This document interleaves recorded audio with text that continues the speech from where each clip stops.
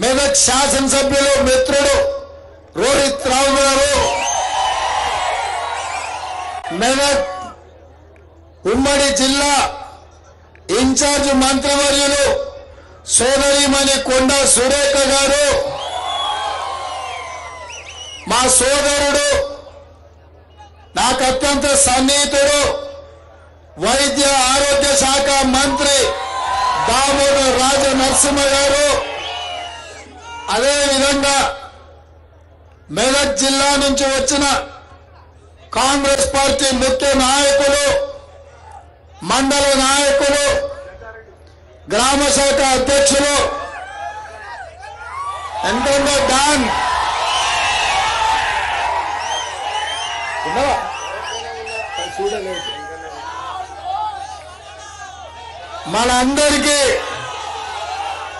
మనందరం అభిమానం చూపించే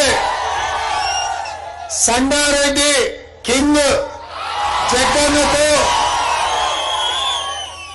ప్రాణ సమానులైన కాంగ్రెస్ పార్టీ కార్యకర్తలందరికీ కూడా మనస్ఫూర్తిగా అభినందనలు, కృతజ్ఞతలు. ఎందుకంటే కింద భూమిలో నుంచి సెగలు వస్తున్నాయి, పైనుంచి బాణుడు ప్రతాపం చూపిస్తున్నాడు. ఎర్రటెండ ఉన్నా వేలాది మంది ఇక్కడ నిలబడి ఇంత గొప్ప కార్యక్రమాన్ని ఏర్పాటు చేసినాక మీ అందరినీ చూసిన తర్వాత పటాన్చెరు శాసనసభ నియోజకవర్గం నుంచి నీలం మధుకు తప్పకుండా 50,000 ఓట్ల మెజారిటీ ఇచ్చి అక్కడ ఇక్కడ ఎక్కువ తక్కువైనా ఏదైనా తుట్టైనా పటాన్చెరు నుంచి పూర్తి స్థాయిలో 50,000 మెజారిటీ ఇస్తారని నాకు సంపూర్ణమైన నమ్మకం వచ్చింది. నేను ఈ వేదిక మీద నుంచి నీలం మధుకు కాటా శ్రీనివాస్ కి సూచన చేస్తున్నా, మీ ఇద్దరు జోడెద్దుల్లాగా రామ లక్ష్మణులాగా కలిసి పని చేయండి. నేను మా దామన్న మీ రాజకీయ భవిష్యత్తును, మీ అవకాశాలను చక్కదిద్దే బాధ్యత మేము తీసుకుంటాం. చిన్న చిన్న అంశాలు ఏమన్నా ఉన్నా పక్కన పెట్టాలి. ఇవాళ దేశం ఒక సంక్లిష్టమైన పరిస్థితిని ఎదుర్కొంటున్నది. 17 సార్లు లోకసభ ఎన్నికలు జరిగితే రాజకీయ పార్టీలు ఆనాడు సంక్షేమమో అభివృద్ధి ఎజెండాగా, పేదరిక నిర్మూలన, పారిశ్రామిక అభివృద్ధి ఎజెండాగా ఎన్నికలు జరిగినాయి. కానీ మొదటిసారి 18వ లోకసభ ఎన్నికలు ఈ రోజు సంక్షేమ అభివృద్ధి ప్రాతిపదికన జరగట్లేదు. రాజ్యాంగాన్ని మార్చాలని, రిజర్వేషన్లను రద్దు చేయాలనే ప్రాతిపదికన ఈ ఎన్నికలు జరుగుతున్నాయి. అందుకే మా ఎస్సీ, ఎస్టీ, బీసీ, మైనారిటీ సోదరులను నేను విజ్ఞప్తి చేయదలుచుకున్నా. ఆనాడు డాక్టర్ బాబాసాహెబ్ అంబేద్కర్ మనకు ప్రసాదించిన రాజ్యాంగం ద్వారా వచ్చిన రిజర్వేషన్లను, కల్పించిన మానవ హక్కులను, సమానమైన అవకాశాలను ఇవాళ భారతీయ జనతా పార్టీ బీజేపీ ఇవాళ రద్దు చేయాలని కుట్ర చేస్తున్నది. ఇదే కాదు, మతాల మధ్యన, భాషల మధ్యన, ప్రాంతాల మధ్యన, మనుషుల మధ్యన, మన మధ్యన చిచ్చు పెట్టి మనం కత్తులతోని పొడుచుకునే ప్రణాళికలు బీజేపీ రచిస్తుంది.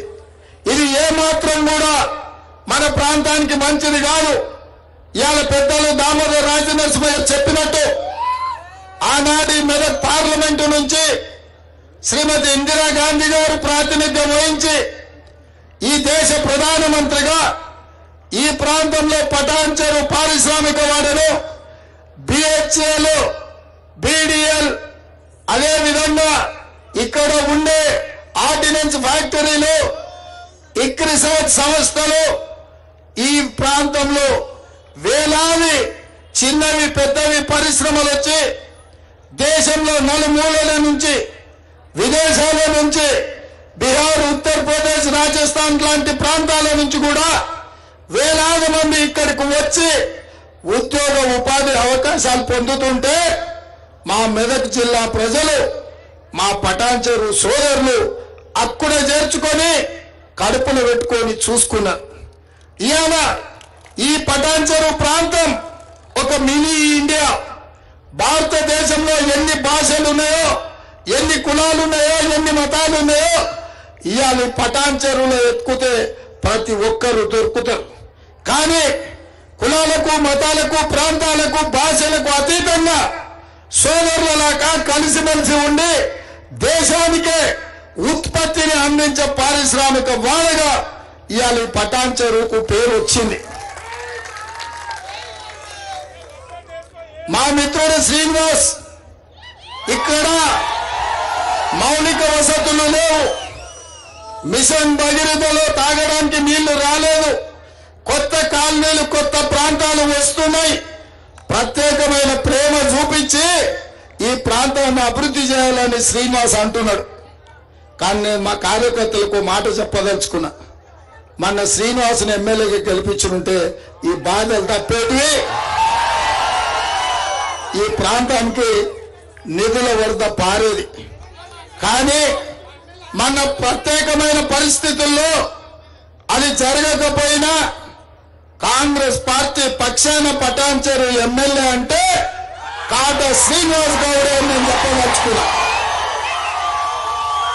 కానీ ఇవాళ చట్టసభల్లో మీ సమస్యలు మాట్లాడాలన్నా, కేంద్ర ప్రభుత్వం నుంచి నిధులు తేవాలన్నా, మీ ప్రాంతానికి గోదావరి జలాలు రావాలన్నా, మీ ప్రాంతానికి మెట్రో రైళ్లు తేవాలన్నా ఢిల్లీలో కూడా మనం పని చేయాల్సిన అవసరం ఉంది.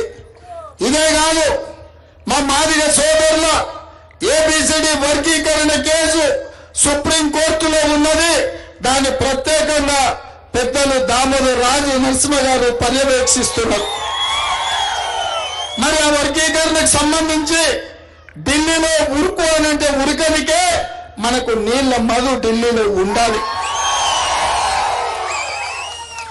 ఇదే కాదు, మా ముదిరాజ్ సోదరులు బీసీ డి గ్రూప్ నుంచి బీసీ ఏ గ్రూప్ లోకి మారాలన్నా ఆ కేసు కూడా సుప్రీంకోర్టులో ఉంది. మరి న్యాయవాదుల దగ్గరికి పోవాలన్నా, సుప్రీంకోర్టులో బలమైన వాదన వినిపించాలన్నా నీల మధు ఢిల్లీలో ఉండాల్సిన అవసరం ఉన్నది మిత్రులారా. అందుకే ఇవాళ ఈ ప్రాంతం ఆనాడు ఇందిరాగాంధీ గారు ఉన్నప్పుడు ఏ అభివృద్ధి అయితే జరిగిందో డాక్టర్ వైఎస్ రాజశేఖర రెడ్డి గారు, పెద్దలు దామోదర్ రాజు నరసింహ గారు 2004 నుంచి 2014 వరకు 10 సంవత్సరాలు ఈ ప్రాంతాన్ని ఎట్లా అభివృద్ధి చేసిరో మళ్ళీ 2024 నుంచి 2034 వరకు మళ్ళీ వారు నేను ఆనాడు వైఎస్ఆర్ దామోదర్ రాజు నరసింహ గారు ఏ విధంగా అయితే ఉమ్మడి జిల్లా మెదక్ అభివృద్ధి కోసం పనిచేసిండ్రు, ఇవాళ నేను పెద్దలు దామోదర్ రాజు నరసింహ గారు అదే రకమైన అభివృద్ధిని ముందుకు తీసుకువెళ్తామని చెప్పి నేను మీకు అందరికి విజ్ఞప్తి చేస్తున్నా.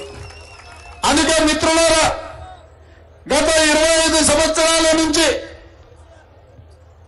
నరేంద్ర భాయ్ సాబ్ నుంచి మొదలు పెడితే మొన్నటి కొత్త ప్రభాకర్ రెడ్డి వరకు ఈ ప్రాంతంలో బీజేపీ వాళ్ళు, బీఆర్ఎస్ వాళ్ళు ఎంపీగా ఉన్నారు.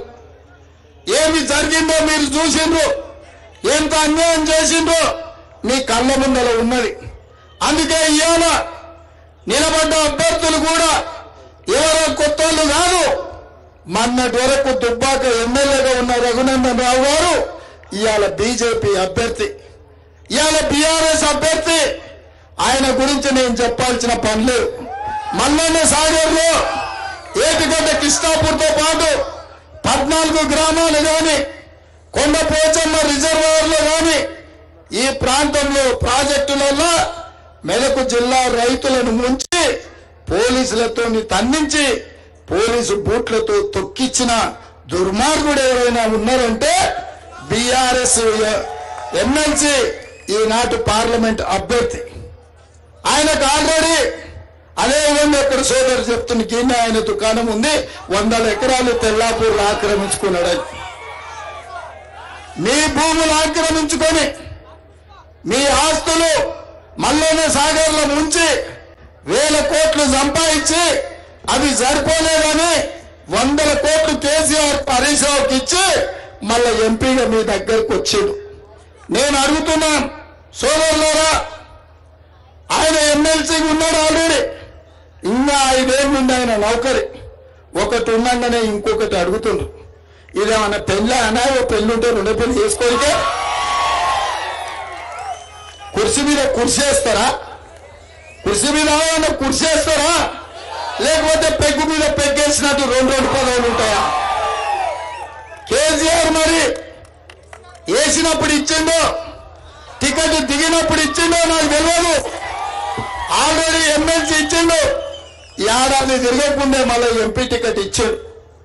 ఇవాళ బీఆర్ఎస్ అభ్యర్థి ఓడిపోతే ఆయనకు ఊడేదేంది లేదు, పోతే ఒక 400-500 కోట్లు పోతాయి. మందిని ముంచిన సొమ్మే కదా, మనల్ని దోసుకున్న సొమ్మే కదా. కాబట్టి ఇచ్చింది తీసుకోండి, తెచ్చింది గుంజుకోండి, అంగిలాగు గట్టిగా ఉంటే ఇడిపించుకోండి, అవి కూడా మన సొమ్మే. అన్ని తీసుకున్నాక తూర్పు తిరిగి దండం పెట్టమని చెప్పి సలాకితోని వాత పెట్టు.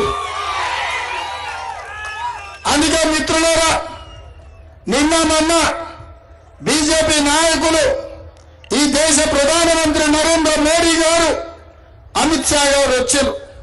10 ఏళ్ళు వాళ్ళే కదా ప్రధానమంత్రి ఉన్నది, హోంమంత్రి ఉన్నది. తెలంగాణ రాష్ట్రానికి వచ్చినప్పుడు మనం ఏం ఆశిస్తాం? పెద్దలు వచ్చినప్పుడు, పెద్ద మనుషులు వచ్చినప్పుడు ఏమన్నా తెస్తారేమో, తెలంగాణకి ఏమన్నా ఇస్తారేమో అనుకున్నా. నేను గతంలోనే ఆయన పోయి అడిగిన, మా పటాన్ చెరువు రామచంద్రాంపురం వరకు మాకు మెట్రో రైలు కావాలి అని. ఇస్తాడేమో అనుకున్నా. అదేవిధంగా మనం మూసీ రివర్ డెవలప్మెంట్ ఫ్రంట్ కి నిధులు అడిగినాం, ఇస్తాడేమో అనుకున్నా. అదేవిధంగా బయ్యారం ఉక్కు కర్మాగారం, Warangal railway coach factory, Rangareddy జిల్లా చుట్టూతా ఐటీ పరిశ్రమల కోసం అనుమతులు ఇస్తాడేమో అనుకున్నాం. ఇవేమీ లేదు. ఆయన ఒకటే జపం చేస్తున్నారు, హిందువులు ముస్లింలు ఇవాళ మీరు కొట్లాడుకోండి, మీరు కత్తులతో ఒడుచుకోండి, మీ రక్తం చిందాలి, మేము ఓట్లలో గెలవాలి అని ఈ ప్రయత్నం చేస్తుండ్రు. నేను అడుగుతున్నా, ఇక్కడ వివిధ ప్రాంతాల నుంచి ప్రజల్ని, ఇక్కడున్న కార్మికుల్ని, మా కమ్యూనిస్టు సోదరులని, మా తెలంగాణ జనసమితి మిత్రులను, సోదరులను ఇవాళ ఆలోచన చేయండి. ప్రశాంతమైన వాతావరణం ఉన్నప్పుడు, శాంతి భద్రతలను కాపాడినప్పుడే పెట్టుబడులు వస్తాయి, పరిశ్రమలు వస్తాయి, ఉద్యోగ ఉపాధి అవకాశాలు మన పిల్లలకు ఉంటాయి. అట్లా కాకుండా రోజు మనం కొట్లాడుకొని చేస్తుంటే ఎవరైనా పెట్టుబడి పెడతారా? మనకు పరిశ్రమలు వస్తాయా? మన ప్రాజెక్టులు వస్తాయా? మన ప్రాంతం బాగుపడుతుందా? ఆలోచన చేయాలి. ఇవాళ ఆనాడు 2004 నుంచి 2014 వరకు దామోదర్ రాజనరసింహ గారు మంత్రిగా, వైఎస్ రాజశేఖర రెడ్డి గారు ముఖ్యమంత్రిగా ఔటర్ రింగ్ రోడ్డు తెచ్చిండు, అంతర్జాతీయ ఎయిర్పోర్ట్ కట్టిండ్రు, ఐటీ పరిశ్రమలు వచ్చినాయి, ఫార్మా కంపెనీలు వచ్చినాయి. అందుకే ఇవాళ మన భూములు కట్టిన బస్ స్టాండ్ కూడా ఆనాడు మనం కట్టిందే.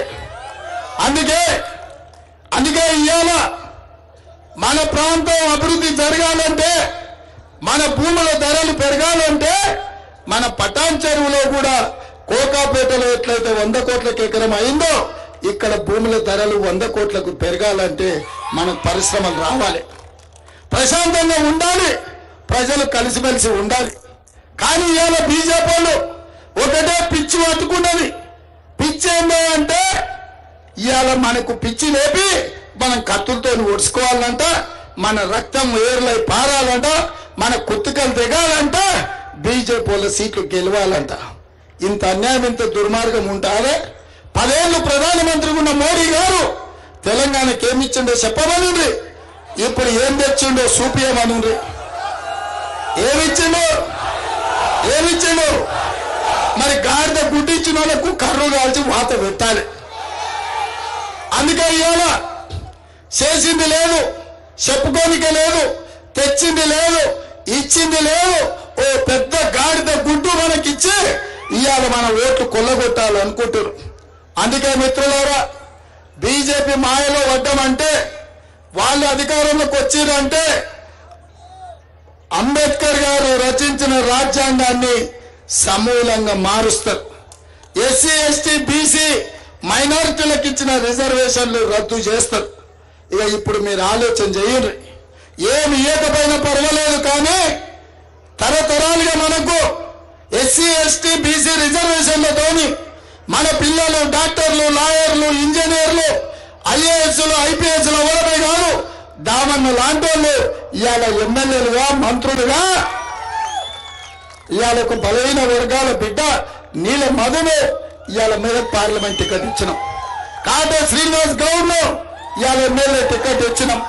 అక్క సోదరిమని కొన్న సురేఖమ్మను మంత్రిని చేసినాం. మా ఒడ్డెర సోదరుడు జర్రిపేట జయపాలీడు ఉన్నాడు, ఆయనను కూడా మా ఒడ్డెర సోదరుణ్ణి కార్పొరేషన్ చైర్మన్ చేసినాం. మా అక్క మా నిర్మలమ్మ ఆమెను కార్పొరేషన్ చైర్మన్ చేసినాం. ఇక మా జగ్గారెడ్డి గారు అయితే నా పదవంతా ఆయన్ని నడుపుతుండు. వారే ముఖ్యమంత్రి కార్యాలయం మొత్తం పెత్తనం ఆయనదే, నాదేంది లేదు. రబ్బర్ స్టాంపే నేను బుద్ధమంది దగ్గర గుద్దుతున్నా, సంతకం పెట్టమని దగ్గర పెడుతున్నా. మొత్తం నడుస్తున్నా మీది, మనోళ్ళది, పేదోళ్ళది, పేదలకు అండవి ఉండేటోళ్ళు. మరి ఇట్లా అందరినీ కలుపుకపోయే మన ప్రభుత్వం, పేదలకు అండగా ఉండే కాంగ్రెస్ పార్టీ ఇవాళ ఇందిరమ్మ గెలిచిన మెదక్ నుంచి, ఒక బలహీన వర్గాల నుంచి నీల మధుని ఇవాళ ఎన్నికల్లో దించిన. ఆనాడు మా జగన్న చెప్తున్నారు, ఇందిరమ్మ ఉన్నప్పుడు కీర్తిశేషులు బాగారెడ్డి, మాజీ స్పీకర్ రామచంద్రారెడ్డి గారు ఈ ప్రాంతానికి పరిశ్రమలు తెచ్చిండని. మరి నేను అడుగుతున్నా, ఇవన్నీ కూడా కాంగ్రెస్ హయాంలో జరిగిన అభివృద్ధి కదా. ఇవాళ అందుకే కాంగ్రెస్ కు అండగా నిలబడండి. ఈ దేశంలో అభివృద్ధి జరగాలి, పరిశ్రమలు రావాలి, పిల్లలకు ఉద్యోగాలు రావాలి, ఎస్సీ ఎస్టీ బీసీ రిజర్వేషన్లు ఉండాలి, రాజ్యాంగం రద్దు కాకూడదు అంటే కాంగ్రెస్ పార్టీ గెలవాలి. నీల మధుకు అండగా నిలబడండి. మీరందరూ కాంగ్రెస్ కు అండగా ఉంటామని మీరందరూ మాట ఇస్తున్నారు కదా. పటాన్చెరు అసెంబ్లీ నుంచి 50,000 మెజార్టీ ఇస్తారు కదా, ఇస్తారా? 50,000 ఇస్తారు కదా, ఇస్తారు కదా, ఇస్తారు కదా. 50,000 పటాన్చెరు 1,00,000 ఓట్లతో మెదక్ పార్లమెంటు నీల మధు గెలవాలి. నేను 1,00,000 అంటే మీరు పక్కా అనాలి. ఓకేనా? రెడీ రెడీ 1,00,000 1,00,000 1,00,000 1,00,000 1,00,000 1,00,000 1,00,000 1,00,000 1,00,000 1,00,000 1,00,000 1,00,000 1,00,000 జై కాంగ్రెస్, జై జై కాంగ్రెస్. హస్తం గుర్తుకే, హస్తం గుర్తుకే. ధన్యవాదాలు సోదరులారా. ప్రియాంక గాంధీ గారు కామారెడ్డికి వస్తున్నారు 2 గంటలకు. ఈడున్న కాంగ్రెస్ పార్టీ కార్యకర్తలు కామారెడ్డి దగ్గరికి రాండి. శంకర్పల్లి రోడ్ అండ్ షోలో మధు చెప్తున్నారు, 50,000 ఇవ్వండి, మేమన్నీ మంజూరు చేస్తాం.